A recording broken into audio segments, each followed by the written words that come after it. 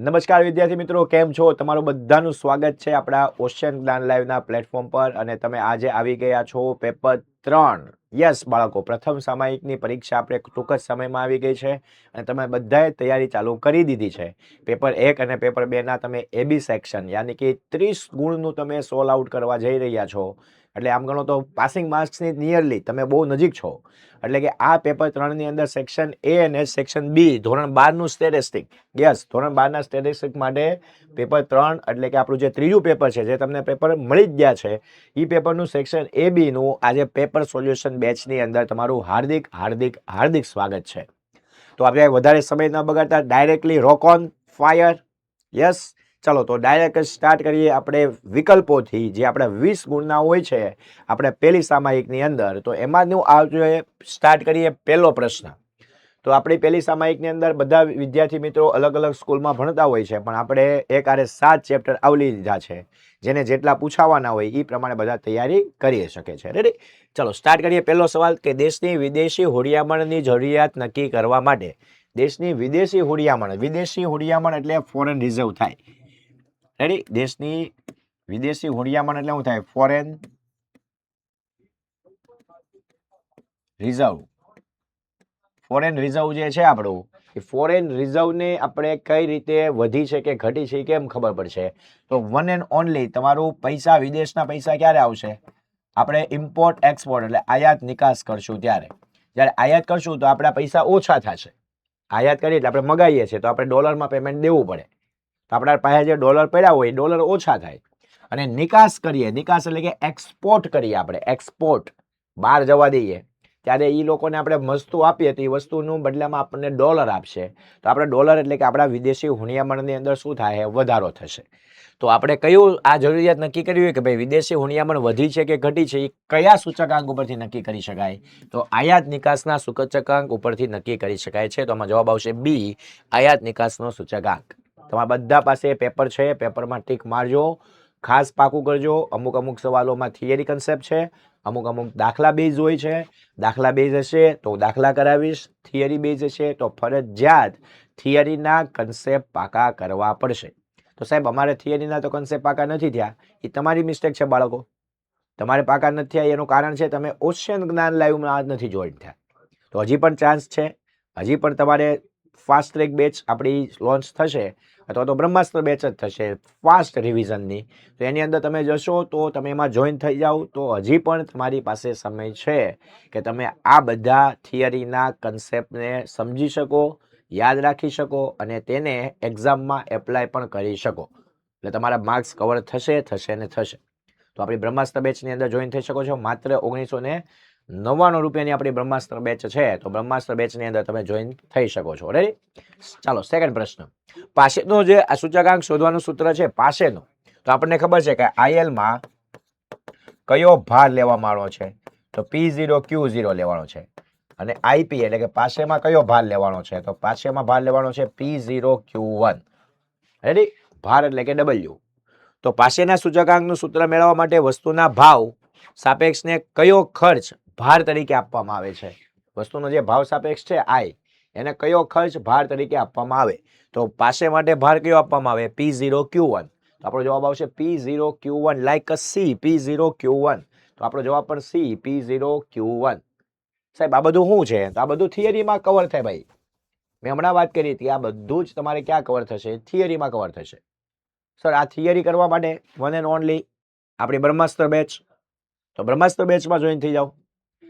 બ્રહ્માસ્ત્ર batch તમને ખાસ આ બાબત માટે જ પ્રેરિત કરે છે કે તમારે શું કરવાનું છે, તમારી થિયરી શું છે, તમારે શું પાકું કરવાનું છે, એવું અમે આખું એક બ્રહ્માસ્ત્ર બેચનું આખું શિડ્યુલ બનાવેલું છે. અને આપણે હેન્ડ રિટન બુકની અંદર પણ છે. એવું લાગે તો હેન્ડ રિટન બુક પણ તમે મગાવી શકો છો આપણી એપ્લિકેશન ઉપર. જે વિદ્યાર્થીઓ બ્રહ્માસ્ત્ર બેચનું એક્સેસ ધરાવે છે એ બધા વિદ્યાર્થીઓને હેન્ડ રિટન બુક મળે છે. સર એને તો બધું છે, A to Z છે. એક પોઈન્ટ પણ બાકી રહી ગયો હોય તો તમારે તમારા હેન્ડ રિટન બુકના અને તમારા બ્રહ્માસ્ત્ર બેચના પૈસા પાછા લઈ જવાના. તો પાકું કરવું પડે, નકરું લાવીને મૂકી દેવાથી નથી થવાનું. લાવીને પાકું કરવાથી, એક્ઝામમાં યાદ કરીને લખવાથી માર્ક્સ મળશે. આમને માર્ક્સ નહીં મળે. તમારું મારું મોઢું કાંઈ સારું છે નહીં, અને કાંઈ પેપર ચેક કરવાવાળા તમારા મારા કાંઈ માસીએ ભાઈઓ નથી થતા. કે આપણા માસ્ય ભાઈઓ થતા હોય ને આપણને માર્ક્સ આપી દે. તો ખાસ રેડી આપણે જોવો કે કઈ રીતનું છે. ચાલો તો આપણે આગલો પ્રશ્ન લઈએ. વાસ્તવિક આવક મેળવવા માટે કયો સૂચકાંક ઉપયોગી છે? વાસ્તવિક આવક તો આપણે વાસ્તવિક આવકનું સૂત્ર છે વાસ્તવિક આવક બરાબર તો વેતનના છેદમાં જીવન નિર્વાહ ખર્ચનો સૂચકાંક અને એને ગુણ્યા 100. તો વાસ્તવિક આવક મેળવવા માટે કયા સૂચકાંક? જીવન નિર્વાહ ખર્ચનો સૂચકાંક એટલે કે સી નો ઉપયોગ થશે. ચાલો સી જીવન નિર્વાહ ખર્ચના સૂચકાંકનો ઉપયોગ કરવામાં આવે છે. ચાલો નેક્સ્ટ પ્રશ્ન નંબર 4 કે જો r ઓફ xy બરાબર 0.7 હોય, r ઓફ xy જે છે કે ભાઈ x અને y હતા એની વચ્ચે મેં r ગોઈતો તો r નો જવાબ આવ્યો 0.7. રેડી? તો r નો જવાબ કેટલો આવ્યો? 0.7. તો સાહેબ r ઓફ x માં હું 0.2 ઉમેરું અને y માં પણ હું 0.2 ઉમેરું. આ ઉમેરવું ને એને x ની કિંમતમાં અને y ની કિંમતમાં પરિવર્તન કર્યું કહેવાય. ઉમેરીને નવી કિંમતો બનાવી છે. એટલે x ની જે જૂની કિંમતો હતી એમાં 0.2 બધામાં મેં ઉમેરી દીધા તો બધી કિંમતો ફરી જાય. તો x ની કિંમતમાં પરિવર્તન કર્યું અને y ની કિંમતમાં પરિવર્તન કર્યું. એટલે આ કહેવાય u અને આ કહેવાય v. એટલે r ઓફ uv ગોતવાનું કીધું છે. ગુણધર્મ નંબર 4 આવડતો હોય, સહસંબંધાંકના 5 ગુણધર્મમાંથી ચોથો ગુણધર્મ આવડતો હોય તો એમાં એવું કીધું છે કે r જે છે એ ઉગમ બિંદુ અને માપ પરિવર્તનથી સ્વતંત્ર છે. એટલે તમે x ની અને y ની કિંમતમાં ગમે એવા ચાળા કરો, x ની અને y ની કિંમતમાં તમે ગમે તેવા ચાળા કરો એનો r બદલાય નહીં. એટલે જે r હતો એનો r આમાં રહે. તો 0.7 ના 0.7 જ જવાબ રહે. એટલાનો જવાબ આવશે આપણો એ 0.7. સાહેબ એટલું ઈઝી છે. બધા કન્સેપ્ટ આપણા ક્લિયર હોવા જોઈએ. કન્સેપ્ટ ક્લિયર હોય એટલે બધું જ એવરીથિંગ ઇઝ રાઈટ. આ બંને સરખા હોય. રેડી? ચાલો નેક્સ્ટ પ્રશ્ન. જો ચલ વજનનો એકમ કિગ્રા અને ચલ ઊંચાઈનો એકમ સેન્ટીમીટર હોય તો તેની બંને વચ્ચેના જે સહસંબંધાંક છે એની કિંમતનું એના એકમ વિશે શું કહી શકાય? તો સાહેબ સહસંબંધાંકનો બીજો જ ગુણધર્મ, પાંચમો હમણાં ચોથો તો જોયો આપણે. બીજો ગુણધર્મ શું કહે છે કે ભાઈ સહસંબંધાંક એકમ મુક્ત માપ છે. તો સહસંબંધાંક અને એકમ હોતો નથી. એનો મતલબ કે સહસંબંધાંક જે બે ચલ વચ્ચે ગોતાણો છે, જે બે ચલ x અને y વચ્ચે તમે r ગોઈતો છે, આ x ને જે એકમ હોય તે અને y ને પણ જે એકમ હોય તે એના એને કાંઈ લેવા દેવા નથી. r ને એકમ હોતો નથી કે r એ કેવું એકમ મુક્ત માપ છે. બાપુ કેવું માપ છે? એકમ મુક્ત માપ છે. તો આમાં જવાબ આવશે એકમ ન હોય. જવાબ આવશે ડી એકમ ન હોય. ચાલો નેક્સ્ટ પ્રશ્ન નંબર 6. તો વિકર્ણ આકૃતિમાં બધા બિંદુઓ એક જ સુરેખા પર આવેલા હોય. વિકર્ણ આકૃતિ આપણી હોય એમાં બધા બિંદુઓ એક જ સુરેખા પર હોય. માની લો આ વિકર્ણ આકૃતિમાં બધા બિંદુઓ એક જ સુરેખા ઉપર છે. બધા બિંદુઓ આ રીતે હોય અને આ રીતે પણ આકૃતિ હોઈ શકે. આ બધા બિંદુઓ જો એક જ સુરેખા ઉપર છે તો એ રેખા ક્યાં જાય છે ને એના ઉપર ડિપેન્ડ કરે. જો નીચેથી ઉપર જતી હોય તો r બરાબર 1 હોય, ઉપરથી નીચે આવતી હોય તો r બરાબર -1 હોય. પણ આપણે એવું કીધું નથી કે ભાઈ બિંદુઓ એક સુરેખા પર છે. સુરેખા ક્યાં જાય છે કીધું નથી. એનો મતલબ કે r એકે આવી શકે અથવા -1 આવી શકે. તેનો જવાબ છે 1 અથવા -1. તો જવાબ આવશે આપણો કયો? બી 1 અથવા -1. ડન. ચાલો નેક્સ્ટ પ્રશ્ન લઈએ. સહસંબંધાંક r ની કિંમત નિયત સંબંધાંકની સહસંબંધાંક r ની કઈ કિંમત માટે નિયત સંબંધાંક એટલે b ની કિંમત 0 થાય, શૂન્ય થાય, b બરાબર 0 થાય. તો આપણને ખબર છે b = r * sy ના છેદમાં sx. b ને મારે 0 લાવવો હોય તો મારે r કેટલો મૂકવો પડે? 0 મૂકવો પડે. r 0 મૂકી દો એટલે b 0 થઈ જાય. ચલો તો r ની કિંમત કેટલું આવશે? d 0 આવશે. ચલો d 0. જ્યારે r અને sy અને sx નો આ ત્રણનો ગુણાકાર થયો હોય, ગુણાકાર ભાગાકાર, તો એ જ આપણને b મળ્યો હોય. હવે આ b મળ્યો છે આપણને, એનો મતલબ એવો કે b 0 ક્યારે આવ્યો હોય? જ્યારે r ની કિંમત 0 મુકાઈ ગઈ હોય. રેડી? તો આ યાદ રાખજો. ચલો નેક્સ્ટ પોઈન્ટ. જો વસ્તુનું વેચાણ જાહેરાત ખર્ચ પર આધાર રાખે. વેચાણ આધાર રાખે કોના પર? જાહેરાત ખર્ચ પર. એટલે વેચાણ આધાર રાખે છે જાહેરાત ખર્ચ ઉપર. તો જાહેરાત ખર્ચ એ x છે કેમ કે નિરપેક્ષ ચલ, અને સાપેક્ષ ચલ એટલે કે y. y આધાર રાખે કોના પર? y આધાર રાખે સાહેબ x પર. y આધાર રાખે x પર. y આધાર રાખે x પર. રેડી? તો વેચાણની y ની x પર નિયત સંબંધ રેખા. તો કઈ નિયત સંબંધ રેખા નો ઉપયોગ થાય? તો તો વાયની એક્સ પર નિયત સંબંધ રેખાનો ઉપયોગ થાય. વાયની એક્સ પર એટલે કે વેચાણની જાહેરાત ખર્ચ પર ની નિયત સંબંધ રેખા. વેચાણની જાહેરાત, વેચાણ પર નહીં, ખોટું છે. વેચાણની જાહેરાત ખર્ચ પરની નિયત સંબંધ રેખા સાચું છે. તો જવાબ આવશે સી. પેલા તો જાહેરાત આવે જ નહીં. આપણને ખબર પડી ગઈ કે વેચાણ જાહેરાત ઉપર આધાર રાખે, તો વાય મારો વેચાણ છે અને એક્સ મારો જાહેરાત ખર્ચ છે. આ સમજતા આવડવું જોઈએ. કેમ સાહેબ એમ કહો છો કે વેચાણ જાહેરાત ખર્ચ પર આધાર રાખે, જે આધાર રાખતો હોય એ વાય હોય અને જે આધાર ન રાખતો હોય એ એક્સ હોય. તો જાહેરાત ખર્ચ આધાર નથી રાખતો. વેચાણ જાહેરાત ઉપર આવે, જેટલી તમે જાહેરાત કરો એટલું વેચાણ વધે. તો વેચાણ કેટલું થાય? જેટલું જાહેરાત કરવામાં આવે. તો વેચાણ કોના પર આધાર રાખે? જાહેરાત ઉપર આધાર રાખે. તો જાહેરાત ઈ એક્સ અને વેચાણ ઈ વાય. તો વાયની એક્સ પર નિયત સંબંધ રેખા હોય.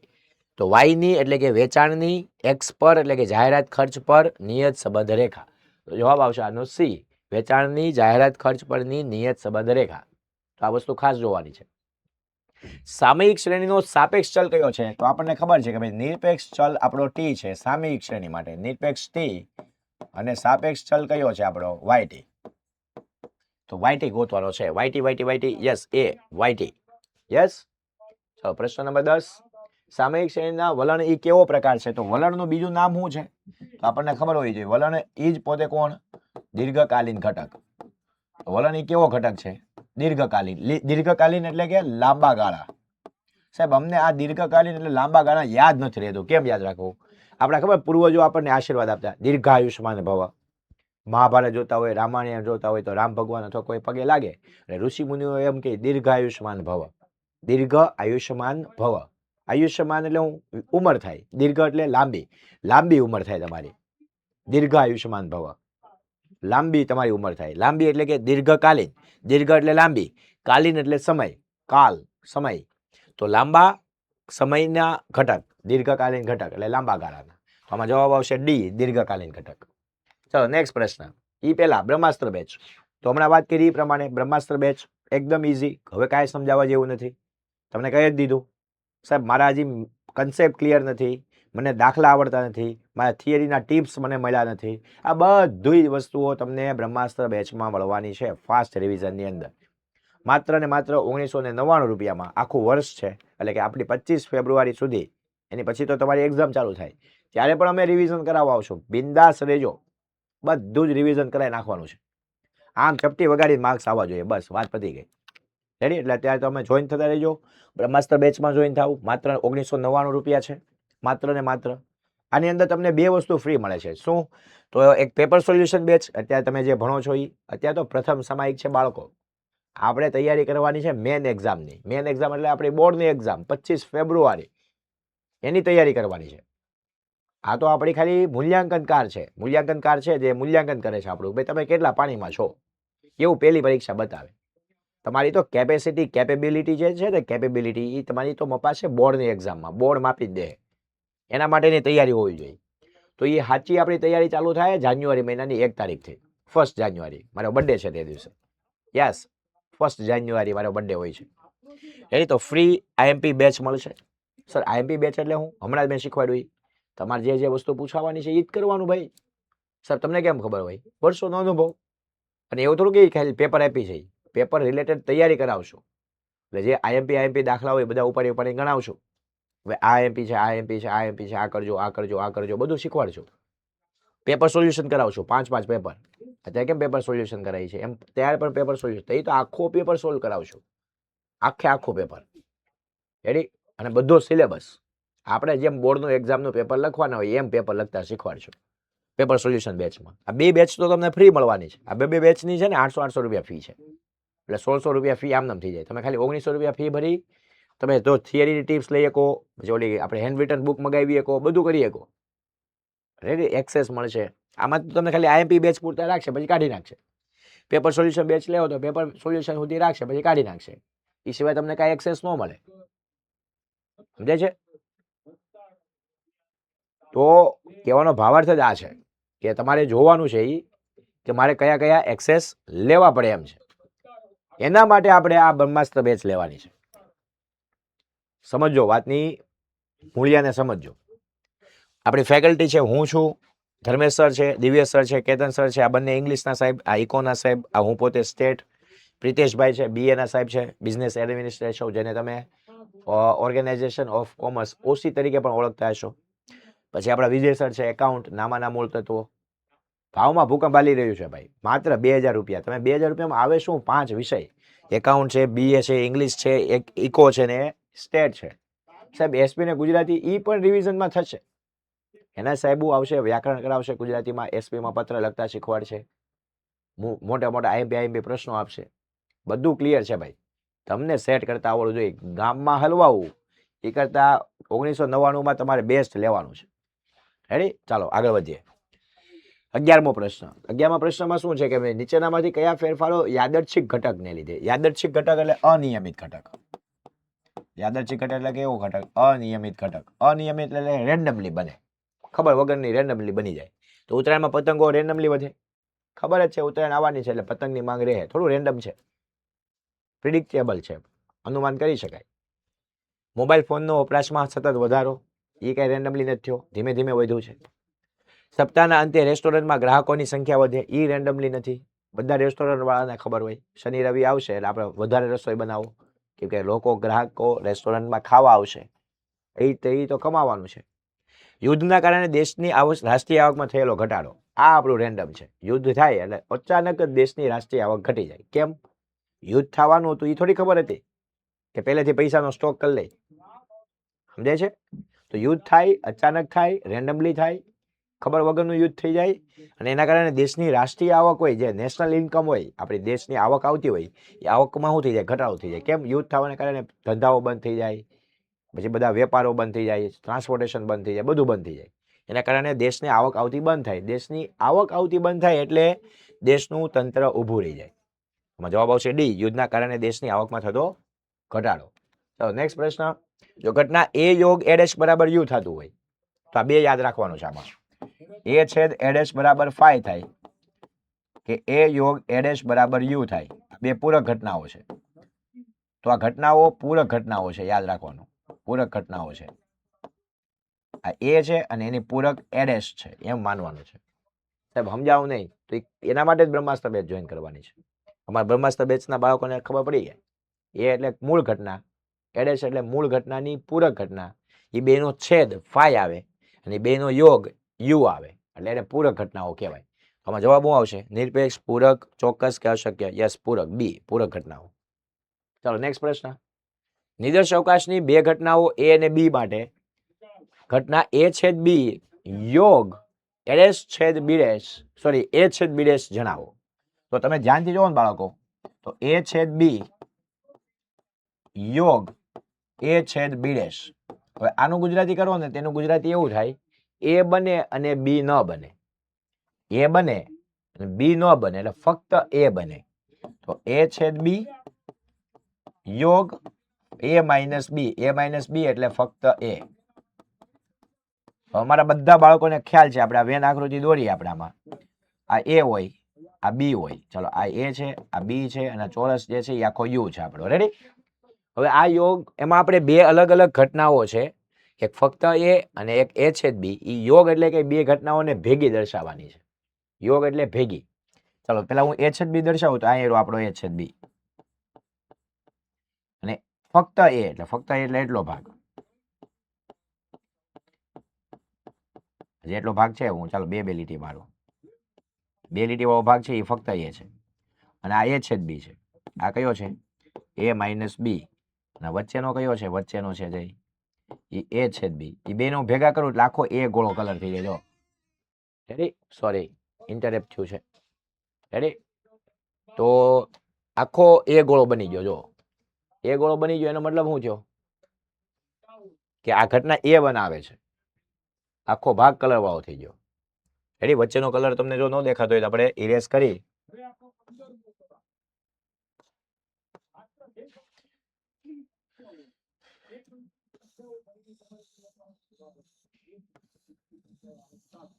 આ રીતે આપણો બી હતો, વચ્ચેનો ભાગ આપણે રેડ પેન થી કરીએ. આ આપણો છેદ છે રેડ વાળો. રેડી? તો જો કલર આખો યલો અને રેડ બે ભેગું કરો એટલે આખો એ ગોળો બની જાય. તો 5b a કહ્યું તો એ જવાબ આવશે સી. હું તો આ રીતે સોલ્વ કરાવું પ્રેક્ટિકલી, તમારે સમજવું જ પડે કે ભાઈ આ રીતે છે એમ. રેડી? ચાલો તો આમાં જવાબ શું આવશે? એ જવાબ આવશે સી.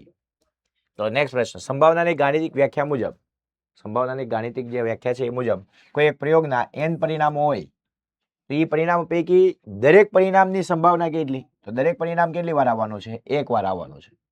યુની અંદર દરેક પરિણામ કેટલી વાર આવવાનું છે? તો આપણને ખબર છે યુની અંદર દરેક પરિણામ એક જ વાર આવવાનું છે સાહેબ. કેમ? કેમ કે સમસંભાવી ઘટનાઓ હોવી જોઈએ. એ તમને બધી નિયમો ખબર પડશે, તમે જ્યારે બ્રહ્માસ્ત્ર બેચમાં જોઈન થશો એટલે બધું ખબર પડશે. યુની અંદર જેટલા ઘટકો હોય ને બધા ઘટકો એક જ વાર હોય, એક વાર હોય. એનો મતલબ કે બધા ઘટક આવવાની સંભાવના કેટલી હોય? 1/n. 1/n. તો જવાબ આવશે બી, 1/n. યસ. ચાલો નેક્સ્ટ પ્રશ્ન, જો y બરાબર 10 - 3x માં x -3 ને ફોલો કરતું હોય એટલે એક વખત x 3 પાસે પહોંચી જાય એટલે કે x બરાબર -3 થઈ જાય. અહીં x બરાબર -3 નથી, x ધીમે ધીમે કરતા કરતા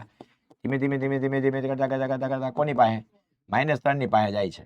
તો એક સમયે x આ -3 પાસે પૂગી ગયો એટલે x બરાબર -3. તો y ની કઈ કિંમતને અનુલક્ષે? તો y જે છે એ અહીંયા કરતા કોની પાસે પૂગે? તો આપણે મૂકીએ તો y બરાબર આપણને આપ્યું છે 10 - 3x બરાબર 10 - 3. ચલો x ની જગ્યાએ -3 મૂકવાનું છે. તો 10 -3 ગુણ્યા -3 એટલે +9 બરાબર 19 એટલે કે 19 પાસે પૂગશે. આમ જાતા જ્યારે x 3 પાસે પૂગી જાય ને -3 પાસે, ત્યારે y કોની પાસે પૂગી જાય? 19 પાસે પૂગી જાય. એ 19 પાસે જાય છે. તો રેડી? તો આનો જવાબ શું આવશે? તો સિમ્પલ જવાબ છે 19 સી. ચલો 19. ચલો 16મો પ્રશ્ન, અચળ સંખ્યાનું લક્ષ, અચળ સંખ્યા છે જો એમ લખ્યું છે લિમિટ x ટેન્ડ્સ ટુ 2 10 ની કિંમત કેટલી એમ પૂછ્યું છે. તો યાદ રાખજો અચળ સંખ્યાનું લક્ષ, આ રામબાણ છે મારું રામબાણ છે. અચળ સંખ્યાનું લક્ષ, અચળ સંખ્યા પોતે, અચળ સંખ્યાનું લક્ષ અચળ સંખ્યા પોતે જ હોય. યાદ રાખવાનું હોય. જે 10 ઓલરેડી બની ગયું છે એને શું તમે ગોલ આપશો? જે ઓલરેડી એન્જિનિયર બની ગયો છે એને તમે શું એન્જિનિયર બનવાનો ગોલ આપશો? તો 10 ઓલરેડી 10 પહોંચી ગયો છે. અહીંયા x હોય ને તો આપણે કહીએ કે ભાઈ x 2 પાસે જાય છે, પણ 10 જ છે તો 10 કોની પાસે જાય? કોઈની પાસે નથી. 10 પોતે એક કિંમત જ છે. તો 10 નું લક્ષ 10 પોતે, તો જવાબ આવશે એ 10. અથવા તો આ રીતે યાદ રાખી લો, અચળ સંખ્યાનું લક્ષ અચળ સંખ્યા પોતે. યાદ રાખી લેજો. રેડી? તો આ વસ્તુ ખાસ સમજ્યા જેવી છે. આ હું કાઢી નાખું એટલે ઉપરનું તમને યાદ રહે. ચાલો આગળ વધીએ. માનાંકમાં 2x + 1 < 1/5. તો અમારા બાળકોને ખબર છે માનાંકના નિયમો. 3 નિયમો મેં મારા બાળકને લખાવ્યા હતા, પણ હું અહીંયા નહીં કહું, હું બ્રહ્માસ્ત્ર બેચમાં કહી. પહેલો નિયમ છે કે માનાંકમાં 2x - 3 છે તો માનાંકમાં 2x + 1 < 1/5. પહેલા તો x સાથે જે 2 ગુણાયેલા છે ને અમે કાઢી નાખી. એટલે 2x ને 2 વડે ભાગવાનું, 1 ને 2 વડે ભાગવાનું અને 1/5 ને પણ 2 વડે ભાગવાનું. બધાને 2 વડે ભાગી નાખ્યા. એક ને ન ભગાય, બધાને ભાગવું પડે. તો આ 2 ઉડી જાય ને તો વધે હું x + 1/2 માનાંકમાં આ અંશનો છેદ વયો જાય છેદમાં, 1/5 થઈ જાય. અંશનો છેદ છેદમાં જાય એટલે 5 10 થઈ જાય. હવે બીજું કે અહીંયા વચ્ચે પ્લસ નું હોવું જોઈએ, માઇનસ હોવું જોઈએ. એવો અમે અમારા બાળકને બધા નિયમોમાં લખાવ્યું હોય. આવજો અમારી બેચમાં આવજો, બધા નિયમો કે તમારે ન યાદ રહે તો કહેજો મને, બધા નિયમો કહ્યું. તો x - 1/2 માનાંક પૂરો < 1/10. સાહેબ આમાં થોડું હોય, તમે તો પ્લસ છે ને માઇનસ કરી નાખ્યું, પણ બાળક આ માઇનસ જ્યારે આ માઇનસ સાથે ભેગું થઈ જાય તો એ 2 માઇનસ માઇનસ પ્લસ થઈ જાય. આવો સાહેબ, એ વાત સાચી. તો બસ એ જ છે આ. હવે આ સંખ્યાને તમે માનાંકમાં કોની આરે સરખાવો? તો ચાલો હું તો કહું, અહીંયા તમે માનાંકમાં એને સરખાવો x - a < Δ આરે. અને સરખાવો તો એક માનાંક x માઇનસ તો a ની જગ્યાએ છે -1/2 અને ડેલ્ટાની જગ્યાએ છે 1/10. a બરાબર -1/2 અને ડેલ્ટા બરાબર 1/10. આવી ગયો. આપણે આ સરખામણી કરી. પેલા તો સાદું રૂપ આપ્યું, હરખું કરી નાખ્યું. જે ઝાડુ મારવાનું એટલું ઝાડુ મારી દીધું. રેડી? અને પછી આપણે એને કરી નાખ્યું -1/x અને a. ચલો તો a ને સરખામણી કરી, ડેલ્ટાની સરખામણી કરી, તો ડેલ્ટાની સ્થાને બેઠો તો 1/10 અને a ની સ્થાને બેઠો તો -1/2. a ના a, x ના x, માનાંકનો માનાંક. હવે આપણને એમ કીધું છે અંતરાલ સ્વરૂપ કયું છે, તો અંતરાલ છે બાળકો a - ડેલ્ટા અને a + ડેલ્ટા. તમને એવું લાગે કે સાહેબ આ બધું પીળું પીળું દેખાય છે, તો આપણે પીળું પીળું કાઢી નાખીએ. પીળું પીળું થતું હોય તો બ્લુ બ્લુ કરીએ. આજે બ્લુ હે પાણી પાણી પાણી એવું કરી નાખીએ. ચલો a + ડેલ્ટા. રેડી? બ્લુ પાણી પાણી. ચલો a ની કિંમત મૂકો તો -1/2 માઇનસ આ માઇનસ મૂકો આવડા, જો આ છે ને આ એ આવડો આ માઇનસ છે, તો a ની કિંમત -1/2 જો અહીં દેખાય છે. પછી માઇનસ નું માઇનસ મૂકું, ડેલ્ટાની જગ્યાએ મૂકું કેટલા 1/10. પછી અલ્પ વિરામ કરી નાખો, પાછો a મૂકો -1/2. પછી પ્લસ મૂકું તો પ્લસ, આ પ્લસ આવડો આ. રેડી? અને ડેલ્ટા મૂક્યા 1/10. હવે તમે આનું સાદું રૂપ આપો. હવે એમને કીધા સાદું રૂપ આપતા શીખવાડો, લસા લેવાનો છે ખાલી. તો લસા લ્યો તો જવાબ કેટલો આવશે? -5 દુ 10 એટલે 5 એકા 5 -6/10. અને 5 એકા 5 -5 + 1 એટલે -4/10. હવે એમને કીધા લસા લેતા શીખવાડો સાહેબ. જો ભાઈ તને લસા લેતા ન આવડતો હોય ને તો તું 12માં મને લાયક જ નથી. તો એવું નહીં કે તો લસા લેતા શીખવાડો. તો જવાબ શું આવશે? -6/10 અને -4/10. તો -6 -4/10 જવાબ આવશે બી. -6/10 -4/10. રેડી? ચાલો આગળનો પ્રશ્ન લઈએ. કોઈ એક વિધેય x બરાબર a આગળ ન્યૂનતમ થવા માટેની, કોઈ x a છે. રેડી? તો એ ન્યૂનતમ થવા માટેની જરૂરી શરત જણાવો. જરૂરી અને પર્યાપ્ત, તો બે શરત હોય ન્યૂનતમ થવા માટે. પેલું કે ન્યૂનતમ થવા માટે પહેલા ક્રમનું વિકલન છે ને બાળકો હંમેશા 0 થવું જોઈએ. આ કોમન નિયમ. પછી શું જોવાનું સાહેબ? પછી બીજા ક્રમનું વિકલન જોવાનું. બીજા ક્રમનું વિકલન જો 0 કરતા મોટું હોય, અથવા તો જો બીજા ક્રમનું વિકલન એ 0 કરતા નાનું હોય, આ x ની જગ્યાએ આપણે a વાપરવાનો હોય. x ની જગ્યાએ આપણે a વાપરવાનું. કેમ સાહેબ x ની જગ્યાએ a વાપરવાનો? કેમ કે x ની આપણે કિંમત મૂકીને તો ચેક કરવાનું હોય. x ની જગ્યાએ આપણે શું વાપરવાનું હોય? a એટલે મેં જો વ્હાઈટ પેનથી લખ્યું છે. રેડી? તો જો 0 કરતા મોટું હોય ને તો આ વિધેય છે ઘટતું, અને 0 કરતા નાનું હોય એટલે આ વિધેય છે વધતું.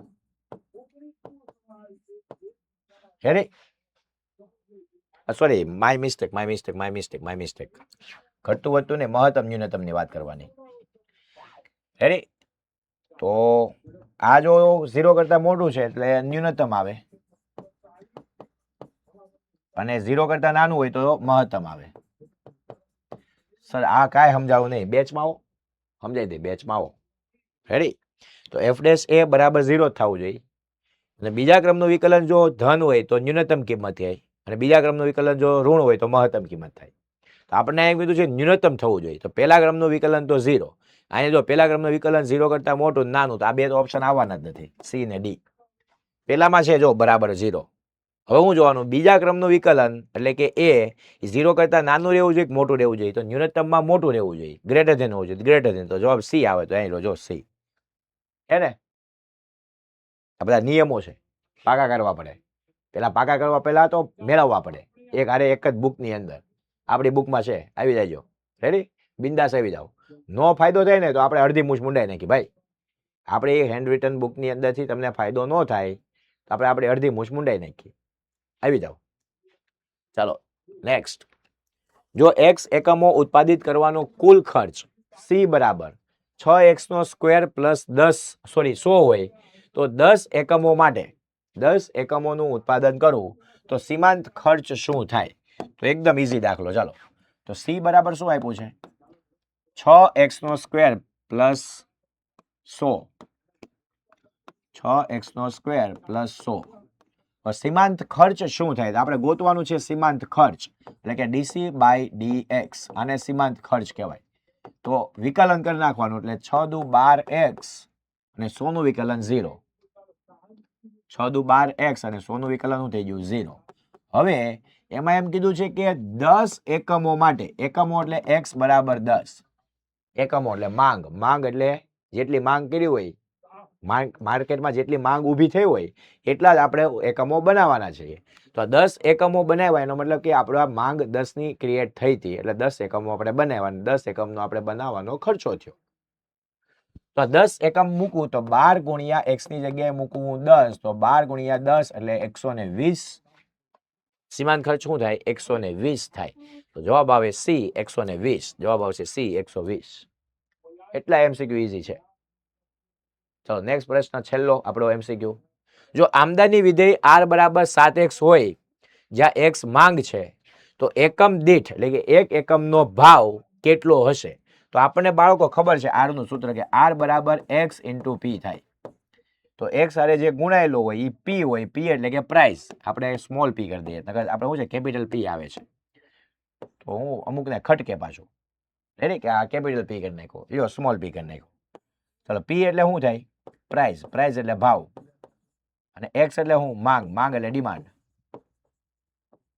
ડિમાન્ડ અથવા તો ઓબ્જેક્ટ. કેટલા આપણે એકમો બનાવ્યા. તો આપણને ખબર છે ભાઈ r બરાબર 7x તો એનો મતલબ કે r બરાબર p * x છે. x * p = p * x. 3 દુ 6 ને 2 તેરી 6 બે એક જ એક થાય. હું xp લખું કે px લખું કાંઈ ફરક ન પડે. તો p ની જગ્યાએ કેટલા છે? તો p ની જગ્યાએ ભાઈઓ 7 છે. તો આપણને પૂછ્યું છે એકમ દીઠ ભાવ કેટલો હોય? તો એકમ દીઠ ભાવ કેટલા રૂપિયા હોય? 7 રૂપિયા હોય. તો આમાંથી જવાબ ઉપાડવાનો 7 એટલે કે આપણો જવાબ આવે A. જવાબ શું આવે આપણો? A. A બરાબર 7. રેડી? ખાલી કમ્પેરિઝન જ કરવાની છે. આ શું છે? r બરાબર x * p. સાહેબ આમાં તો x પાછળ છે તો ભાઈ તું p * x કરી નાખ. 3 ગુણ્યા 2 કર કે 2 ગુણ્યા તું 3 કર. ક્રમનો નિયમ કહેવાય આને. ગુણાકાર માટેના ક્રમનો નિયમ. હાલે બધું. તો x પાછળ તો p ની જગ્યાએ કોણ બેઠું છે ભાઈ? 7 બેઠો છે એટલે પ્રાઇસ 7 રૂપિયા છે. તો એ 7 ડન થઈ ગયું. આ ચાલો તો આપણા પ્રશ્ન પેપર અને સોલ્યુશનની પીડીએફ તમારે જો ડાઉનલોડ કરવી હોય તો આપણે ઓશન જ્ઞાન લાઈવ એપ્લિકેશનમાંથી તમે ડાઉનલોડ કરી શકો છો. એના માટે આપણે જો એકાઉન્ટ, BA, ઇંગ્લિશ, સ્ટેટ અને ઇકો, ચાલો જલ્દી સ્ક્રીનશોટ લઈ લો બધા. વિડીયો પોઝ કરો, સાઈડમાં ક્લિક કરો એટલે ઓલું પોઝિંગ બટન ઓન ઓફનું બટન વયું જાય અને પછી સ્ક્રીનશોટ પાડો અને બારકોડને સેવ કરી લો. ફૂલ ક્લિયરિટીમાં બારકોડ સ્કેન કરજો એટલે તમારે થઈ જશે. અથવા તો જો બારકોડ સ્કેન કરવાથી અથવા તો ઓશન જ્ઞાન લાઈવ એપ્લિકેશન ડાઉનલોડ કરવાથી ક્યાં પેપર મળશે, ક્યાં સોલ્યુશન મળશે, સર સ્કેન નથી થતું, આ ફલાણું ઢીકડું પૂછડું વોટેવર હોય તો ખાસ આ 70 46 22 22 54 નંબર ઉપર કોલ કરજો. અહીંયા હું ફરીથી એકવાર લખી દઉં. જો અહીંયા લખું છું 70 46 22 22 54. આના ઉપર ફોન કરજો. રેડી? ચાલો જો અહીંયા લખેલા છે 70 46 22 22 54. રેડી? 70 46 22 22 54. આની ઉપર ફોન કરજો. તમારા હરેક પ્રશ્નનું તમને સમાધાન મળશે. આપણો હેલ્પલાઇન નંબર છે. હેલ્પલાઇન નંબરમાં બધી હેલ્પ મળે. રેડી? સોલ્યુશન મળે, ઉકેલ મળે, બધું મળે. એટલે ફોન કરી શકો છો. બિંદાસ ફોન કરો, મેસેજ કરો. રેડી? ચલો આ બધા આપણા બારકોડ છે. બારકોડ ડાઉનલોડ કરી લેજો અથવા તો સ્ક્રીનશોટ પાડી લો પછી સ્કેન કરી લેજો બીજા ફોનમાંથી. રેડી? ચાલો આગળ જોઈએ. હા, એકના એક ફોનમાંથી જ આવડતું હોય સ્કેન કરતા ગૂગલ લેન્સનો ઉપયોગ કરીને તોય કરી શકો છો. આવડતું હોવું જોઈએ બસ. મને એટલું ખબર પડે આવડે. રેડી? આવડતની વખણાય હોય. આવડતું હોય એના વખાણ હોય, બાકી કાંઈ ન હોય. ચાલો નીચેના પ્રશ્નોના માગ્યા મુજબ પ્રશ્ન આપો. દરેક પ્રશ્નનો 1 ગુણ રહેવાનો છે. Section B SQ, section B SQ અથવા તો VSQ કરી શકો. VSQ એટલે શું સાહેબ? Short, very short question. નાના પ્રશ્નોના જવાબ. VSQ. રેડી? નાના પ્રશ્નો. ચલો પહેલો પ્રશ્ન. સૂચકાંકની રચનામાં કઈ સરેરાશ પ્રચલિત છે? તો આપણને ખબર છે 2 સરેરાશો છે. એક ગુણોત્તર છે અને એક ભારિત સરેરાશ છે. ગુણોત્તર છે ને બાળકો એ શ્રેષ્ઠ સરેરાશ છે પણ પ્રચલિત તો ભારિત જ થઈ છે કેમ કે શ્રેષ્ઠ સરેરાશની રીત થોડીક અઘરી છે. કેવી છે? થોડીક કોમ્પ્લિકેટેડ છે. હા, અઘરી છે. શ્રેષ્ઠ છે પણ થોડીક અઘરી હોવાને કારણે પ્રચલિત, ફેમસ, ભારિત થઈ છે. તો અહીંયા આપણે પૂછીએ કઈ સરેરાશ પ્રચલિત છે? ભારિત હોય. સૂચકાંકની રચનામાં ભારિત સરેરાશ પ્રચલિત છે. ચલો બીજો પ્રશ્ન, એક વસ્તુ માટે જો જથ્થાનો એકમ કોઈ એક વર્ષનો સૂચકાંક 130 હોય તો તેનું અર્થઘટન શું થાય? તો અર્થઘટન થાય અડધા વર્ષની સરખામણીએ ચાલુ વર્ષમાં 30% જથ્થામાં વધારો થયો છે. કેમ સાહેબ જથ્થાનો બોલ્યા? એક વસ્તુ માટે જથ્થાનો કોઈ એક વર્ષનો સૂચકાંક આપણને પૂછ્યો છે. કોનો? જથ્થાનો. અને કેટલો થયો છે કોઈ એક વર્ષનો જથ્થો? 130 થયો છે. તો જથ્થામાં 30% વધારો થયો ગયા વર્ષ. ગયું વર્ષ એટલે કે આધા વર્ષ. એ ગયું વર્ષ હોય, એનું આગલું વર્ષ હોય, ગમે વર્ષ હોય, તમે જેને સરખામણી કરતા હોય એની હારે. એટલે આપણે એમ કહી દેવાનું આધા વર્ષની સરખામણીએ ચાલુ વર્ષમાં 30%નો જથ્થો વધ્યો છે. શું લખ્યું છે જો અહીંયા? તો વસ્તુના જથ્થામાં આધા વર્ષની સરખામણીએ 30% જેટલો વધારો થયો છે તેમ કહેવાય. આધા વર્ષની સરખામણીએ આપણે એક એડ શબ્દ કરજો અહીંયા જો અહીંયા ચાલુ વર્ષમાં લખી નાખજો. ચાલુ વર્ષમાં 30% જેટલો વધારો થયો છે તેમ કહેવાય. શું બોલું છું? વસ્તુના જથ્થામાં આધા વર્ષની સરખામણીએ ચાલુ વર્ષમાં 30% જેટલો વધારો થયો છે, 30% જેટલો જથ્થામાં, એમ કહેવાય. ચાલો નેક્સ્ટ પ્રશ્ન. સાહેબ હા તો દેખાતું નથી, કાંઈ વાંધો નહીં, ન દેખાતું હોય તો ચાલો આપણે સોલ્યુશન લઈ ઇરેઝ કરી દઈ અને અહીંથી. તો સિમ્પલ સાથે શું કરશું આપણે? તો સિમ્પલ આમ કરશું. આમ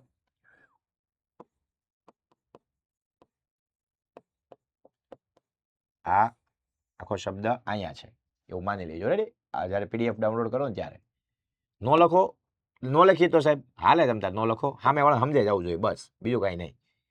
ચાલો જો n કાઉસમાં n² - 1 ની કિંમત સિગ્મા d² ની કિંમત કરતા 6 ગણી હોય, હું એમ કહું n કાઉસમાં n² - 1 ની કિંમત 10 છે, તો હું લખું આપણે સાહેબ n કાઉસમાં n² - 1 ની કિંમત તમે સાહેબ 10 બોલ્યા. 10 બોલ્યા હો સાહેબ, 10.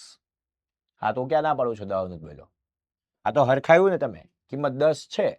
આ એમ કીધું છે n કાઉસમાં n² - 1 ની કિંમત 10 છે ને બદલે કીધું છે સિગ્મા d² કરતા 10 છે એની બદલે શું કીધું છે? ભાઈ સિગ્મા d² કરતા 6 ગણી છે. એટલે કે n કાઉસમાં n² - 1 ની કિંમત 10 નથી, આ નથી લખ્યું 10 છે એમ. ની કિંમત કેટલી છે? તો સિગ્મા d² ની કિંમત કરતા 6 ગણી છે. 6 ગણી હોય એટલે 6 ગણી છે. તો r ની કિંમત શું થાય? તો સહસંબંધાંક r બરાબર 1 - 6 સિગ્મા d² છેદમાં n કાઉસમાં n² - 1. ડન? આ આપણો સહસંબંધાંકનું સૂત્ર છે. હા સર, કયા સહસંબંધાંકનું સૂત્ર છે સર? આ ઓલો સ્પાઈડરમેન સાહેબ, સ્પાઈડરમેન નહીં, સ્પાઈડરમેન નહીં. હા હમણાં મૂવી ગયું ને સ્પાઈડરમેનનું, ખબર એટલે નવું મગજમાં આવ્યા રાખે સાહેબ, સ્પાઈડરમેન. સ્પાઈડરમેન નથી ભાઈ, સ્પિયરમેન છે. અને સ્પિયરમેને જે રીત આપી છે ને એ રીતનું નામ છે ક્રમાંક સહસંબંધાંક. તો ક્રમાંક સહસંબંધાંક r બરાબર 1 - 6 સિગ્મા d² છેદમાં n કાઉસમાં n² - 1. આ આપણું સૂત્ર છે. હવે આ સૂત્રમાં તમને એમ કીધું છે n કાઉસમાં n² - 1 ની કિંમત બાપલિયા કેટલી છે? તો અહીંયા આપણે જ્યાં n કાઉસમાં n² - 1 છે એની જગ્યાએ સાહેબ આપણે હળવેકથી 6 સિગ્મા d² મૂકી દેવાય. તો હાલો હળવેકથી આપણે 6 સિગ્મા d² મૂકી દઈએ. ચાલો અહીંથી આપણે નવી પેન વાપરીએ. તો 1 - 6 સિગ્મા d² ઉપર તો હતું જ. હા સાહેબ હતું જ. આની જગ્યાએ અહીંયા જોઈજો હું મુકાઈ દઉં છું 6 સિગ્મા d². કેમ? કેમ કે એની કિંમત એટલી આપી છે આપણને. તો આ બે હરખું છે ને એટલે સાહેબ ઉડી જાય. ઉડે ને ભાઈઓ એટલે ભાગાકાર થાય. હાથને હાથ વડે ભાગો ને એટલે 0 ન વધે. હાથને હાથ વડે ભાગો એટલે ભાઈઓ 1 વધે. આ યાદ રાખજો. એનો મતલબ એવો થયો કે 1 માંથી 1 બાદ થાય, એનો મતલબ કે r ની કિંમત થઈ જાય 0. સાહેબ આ રીતે ગણવાનું નહીં, ગણવાનું આ રીતે, આ તો ખાલી સમજાવવાનું કર્યું છે. એની દાખલો તો આપણે વ્યવસ્થિત જ ગણવાનો છે. એ સાહેબ 1 ગુણનો હોય તોય ગણવાનો. હા ફરજિયાત ગણવાનો ભાઈ. 1 ગુણનો હોય કે 5 ગુણનો હોય, દાખલો એટલે ગણવો જ પડે. દાખલા કોઈ થોડા થિયરીની જેમ સીધા જવાબ અપાય. સાહેબ ગોખી નાખ્યો હોય તો, ગોખો હોય તોય ગણવાનો પડે અને ગણવાનો જ છે. એમાં આપણા તારા મારા કોઈના માસે ભાઈનું નહીં હાલે. રેડી? ચાલો તો આગળ વધીએ. તો અહીંયા આપણે શું કરવાનું છે? તો બરાબર આગળ વધીએ. તો r બરાબર 1 - 6 સિગ્મા d² અને નીચે પાછા 6 સિગ્મા d² મૂકી દેવું અહીંથી. રેડી? અહીં મૂક્યા છે. ચાલો માટે r બરાબર આ બે ઉડી જાય 1 - 1 માટે r બરાબર 0 જવાબ આવશે. રેડી? આ ફાઇનલ આન્સર છે. r બરાબર 0. તો r ની કિંમત શું થાય? તો r ની કિંમત 0 થાય. બસ એટલી કેલ્ક્યુલેશન કરી અને આપી દેવાની છે. બીજું કાંઈ કરવાનું નથી. રેડી? ચાલો નેક્સ્ટ પ્રશ્ન લઈએ. જો y બરાબર 5 - 3x એ y ની x વચ્ચેનો સંબંધ દર્શાવતો હોય તો r ની કિંમત કેટલી થાય? તો આ બાળકો આપણો નિયત સંબંધ રેખા છે. સાહેબ તમને કેમ ખબર પડી આ નિયત સંબંધ રેખા છે? તો y બરાબર આપણને 5 - 3x આપ્યું હોય એ આપણે નિયત સંબંધ જ હોય. y બરાબર a + bx. હે સાહેબ ખોટા પડ્યા. જો કેમ કેમ કે અહીંયા માઇનસ છે ને આ પ્લસ છે. નિયમ તો પ્લસ નો જ છે. તો સાહેબ અહીંયા તો માઇનસ છે. તો આ રીતે હોય ભાઈ. એ પહેલા જ્યારે a ની કિંમત 5 મૂકી હોય, પ્લસ નું પ્લસ મૂક્યું હોય અને b ની કિંમત -3 મૂકી હોય અને x ના x મૂક્યા હોય ત્યારે આ y બરાબર 5 પ્લસ માઇનસ ભેગા થઈને -3x બન્યું હોય. જો આ ભાઈ આવું બન્યું ત્યારે હોય. આ છે ને આવું ત્યારે બન્યું હોય કે જ્યારે વચ્ચે પ્લસ જ હોય પણ b ની કિંમત તમે કેટલી મૂકી હોય? -3 મૂકી હોય. b ની કિંમત તમે કેટલી મૂકી હોય? -3. આ યાદ રાખજો. બહુ ઇઝી વેમાં શીખવાડું છું. આવું હોય ને તો એ આવું આવ્યું હોય જે આપણને અત્યારે રકમમાં આપ્યું છે. તો b ની કિંમત કેટલી મૂકવાની હોય? -3 મૂકવાની હોય. એ -3 અને આ પ્લસ એ બે ભેગા થઈને માઇનસ થયું હોય. રેડી? તો b -3 છે. જો b બરાબર -3 હોય એટલે કે b ની કિંમત 0 કરતા નાની હોય તો અમારા બાળકોને ખબર હોય કે r ની કિંમત બરાબર 1 થાય. સાહેબ કેમ થાય? એ થિયરીમાં આવે. બ્રહ્માસ્ત્ર બેચમાં આવવું પડે તો સમજાવાય, બાકી ન સમજાવાય. કે લાંબુ હોય, ગધા મજૂરી હોય, હવન કરાવવો પડે, જમણવાર કરવું પડે, જમણવારમાં લાડવા રાખવા પડે, લાડવા ખાઈ ખાઈને પેટ ભરવા પડે તો એ ગળામાંથી એટલું બોલાય. સમજાણું? તમે હવન રાખો, જમવાનું કરો, લાડવા કરો, શિક્ષકોને બોલાવો, શિક્ષકોને પ્રેમથી ખવડાવો, શિક્ષક કરીને ઊભો થાય ત્યારે ભેગું થાય. કાં તો બ્રહ્માસ્ત્ર બેચ લેવી પડે તે ભેગું થાય. ખબર પડી? અને બ્રાહ્મણ છે ને ભૂખો હોય ને ત્યારે જમવા આવે, એનું પેટ ભર્યું હોય ને ત્યારે જમવા ન આવે. એટલે અમે જેથી ભૂખા થાવ ને તેથી જમવા આવશું અને તેથી અમે શીખવાડશું. એમને શીખવું હોય તો સાહેબ તો બ્રહ્માસ્ત્ર બેચ લેવી પડે. એ સિવાય કોઈ રસ્તો નથી. રેડી? ચાલો તો આગળ વધીએ. તો r ની કિંમત કેટલી થશે? -1 થશે. તો જો b <-3 આવ્યું. જો b ની કિંમત -3 0 કરતા નાની છે એટલે સહસંબંધાંક r ની કિંમત ભાઈઓ -1 થાય. -1 થાય. રેડી? ચાલો આગળનો પ્રશ્ન. જો માપ પરિવર્તનથી x ની અને y ની બંનેની કિંમતને બમણી કરું એટલે જોજો સાંભળજો. આપણે x ની કિંમતને બમણી કરીને u બનાવવાનો અને y ની કિંમતને બમણી કરીને v બનાવવાનો. તો સાહેબ આમાં cx કેટલો? તો અમારા બાળકોને ખબર છે આ જે 2 માં ગુણાકાર હોય ને 2 માં નો હાલે. 2 નો ગુણાકાર 2 નો હાલે.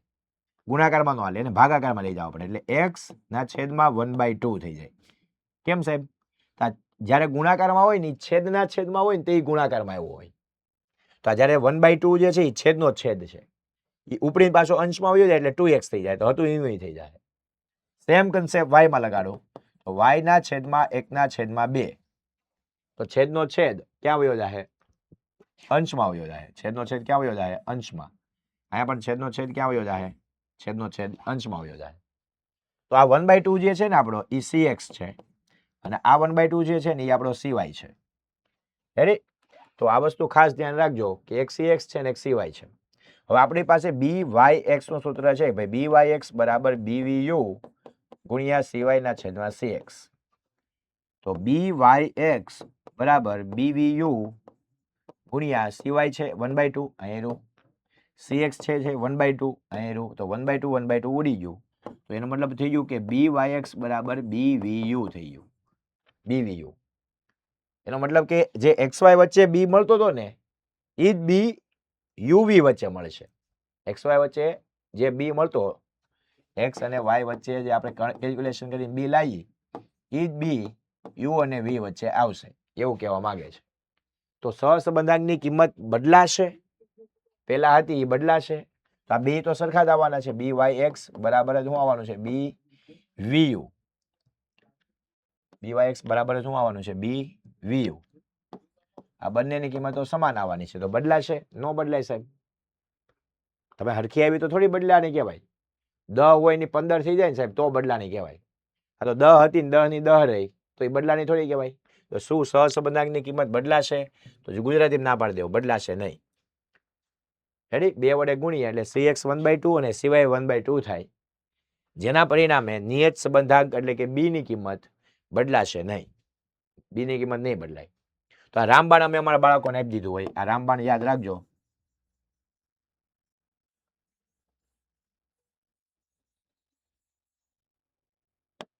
રામબાણમાં લખી દઉં. તમારે કામ એકાદું લખી દઉં પડે. ઉગમ બિંદુ પરિવર્તન તથા સમાન માપ પરિવર્તન. સમાન માપ પરિવર્તન કરવામાં આવે. સમાન માપ પરિવર્તન એટલે x માં જેવું પરિવર્તન કરો ને એવું જ y માં કરવાનું. x ને 10 વડે ગુણો તો y 10 વડે જ ગુણાવો જોઈએ. x 10 વડે ભાગો તો y 10 વડે જ ભગાવવો જોઈએ. જેવું x માં કર્યું એવું જ y માં કર્યું. એટલે કે સમાન માપ પરિવર્તન કરવામાં આવે તો byx ની કિંમત bvu ની જેટલી જ થાય. બે એક હરખી જ થાય. આ આપણું રામબાણ છે. રામબાણ. હા, બ્રહ્માસ્ત્ર બેચ ની અંદર બ્રહ્માસ્ત્ર બાણ છે ને, એમાં બ્રહ્માસ્ત્ર બેચ ની અંદર રામબાણો મળશે. રામબાણો યાદ રાખજો. ચાલો આગળ લઈએ. સામયિક શ્રેણીના ઘટકો કેટલા છે? 4. દીર્ઘકાલીન એટલે કે વલણ, મોસમી ઘટક, ચક્રીય ઘટક, યાદચ્છિક અથવા અનિયમિત ઘટક. દીર્ઘકાલીન ઘટક અથવા વલણ, મોસમી ઘટક, ચક્રીય ઘટક, યાદચ્છિક અથવા અનિયમિત ઘટક. જે બોલો એ. દીર્ઘકાલીન ઘટક અથવા વલણ, મોસમી ઘટક, ચક્રીય ઘટક, યાદચ્છિક ઘટક લખો અથવા અનિયમિત ઘટક લખો. તમારે જે લખવું હોય. આમાં બેમાંથી એક નામ લખી શકો તોય ચાલે. આ યાદચ્છિક ઘટક અથવા અનિયમિત ઘટક જે લખો એ ચાલશે. 4 નામ લખવાના છે. આ બે ફરજિયાત છે. મોસમી ઘટક અને ચક્રીય ઘટક. એ તો ઓરિજિનલ નેમ જ છે. એમાં બીજા નામ નથી. બે નામ છે. દીર્ઘકાલીન ઘટક એટલે વલણ. જે લખવું એ. યાદચ્છિક લખવું હોય તો યાદચ્છિક અને અનિયમિત લખવું હોય તો અનિયમિત. તમારી ઈચ્છા ભાઈ. ચાલો નેક્સ્ટ. P of A યોગ B, P of A, P of A છેદ B, 0 અને P of A plus B ને ચડતા ક્રમમાં ગોઠવો. તો સૌથી નાનું બાળકો 0 હોય એટલે આ નંબર 1 ઉપર આવશે. પછી એનાથી મોટો છેદ, એનાથી મોટો A, એનાથી મોટો યોગ અને એનાથી મોટો સરવાળો. આ થઈ ગયો ચડતો ક્રમ. આમાં છે ને ગઈ વખતે લોચો મારી દીધો હતો. બોર્ડે નહીં, વિદ્યાર્થીઓએ. બોર્ડ તો લોચા મારવા જ એવું છે. તમે લોચો મારો ને એવું જ બોર્ડને જોતું છે. શું કામ સાહેબ? અહીં ઉતરતો ક્રમ પૂછ્યો હતો. ચડતા ક્રમમાં હતો ને ત્યાં ઉતરતો ક્રમ પૂછ્યો હતો. એકવાર બધા લોંદા મારી વહી આવ્યા. બધા ચડતો ક્રમ લખો. પૂછો તો કયો? ઉતરતો ક્રમ. કેટલા માર્ક્સ મળ્યા સાહેબ? 0. તમને ઉતરતા કીધું હોય તમે ચડવા મળો થોડી ના હાલે. રેડી? તો ઉતરતા હોય તો ઊંધું. 5 ને 1, 4 ને 2, 3 ને 3, 2 ને 4 અને 1 ને 5. એમ ઊંધું દેવું પડે. ઉલટા ક્રમ આપવા પડે. તો ચાલો પહેલા 0, પછી છેદ, પછી A, પછી યોગ અને પછી સરવાળો. 0 છેદ A યોગ સરવાળો. 0 0 છેદ A યોગ પછી સરવાળો. ડન? તો આ ચડતો ક્રમ થઈ ગયો. ચાલો next. Limit x tends to -3 હોય એટલે કે x હળવે કરતા -3 પાસે પૂગે ત્યારે આ વિધેય જે y છે એ હળવે કરતા કોની પાસે પૂગે એની કિંમત શોધો. તો સિમ્પલ વસ્તુ છે કે માની લો કે એક વખત x કોની પાસે પૂગી જાય? -3 પાસે પૂગી જાય. તો x જ્યારે -3 પાસે પૂગે ત્યારે આપણે લઈ લઈએ કે ભાઈ x બરાબર 3 આગળ શું થાય? x બરાબર 3 આગળ શું થાય? જ્યારે x -3 પૂગી જાય ત્યારે y બરાબર થઈ જાય 3 ઘનમૂળ કહેવાય અને ઘનમૂળ 2 - 2x. x ની જગ્યાએ મૂકવું 3 તો ઘનમૂળ આ 3 વડે ગુણાના નથી હોવા, 3 ઘનમૂળના છે. ધ્યાન જોજો, આ 3 ઘનમૂળમાં છે. જો અહીંયા દેખાય નાનું એવું. રેડી? તો યાદ રાખજો ઘનમૂળ કહેવાય એને. આ વસ્તુ અને આ વસ્તુ આ બે અલગ અલગ છે. આમાં વર્ગમૂળ હારે 3 ગુણાના છે. વર્ગમૂળ હારે 3 ગુણાયેલા છે. અને આ ઘનમૂળ જ છે. વર્ગમૂળ નથી, ઘનમૂળ છે. તો આ નાના ધોરણમાંથી ને શીખીને આવવાનું હોય. અહીંયા ત્યારે આપણે શીખવા ન બેહવાનું હોય. એટલે આ ખાસ ધ્યાન રાખજો. ચાલો આગળ જોઈએ. તો 2 - 2 અને x ની કિંમત કેટલી છે ભાઈ? -3 છે. સોરી -3 છે. -3 આગળ. રેડી? ચલો -3 બરાબર ઘનમૂળ 2. ચાલો -2 ગુણ્યા -3 એટલે +6 થાય. એટલે કે ઘનમૂળ માં 8, 6 ને 2 8, અને 8 નું ઘનમૂળ કેટલું થાય? 2 થાય. સાહેબ 8 નું ઘનમૂળ કેમ 2 થાય? એ તો આવડવું જોઈએ ને એટલું ભાઈ. એ થોડું બધું શીખવાડવા બેહી અમે. હવે 12મું ભણો છું.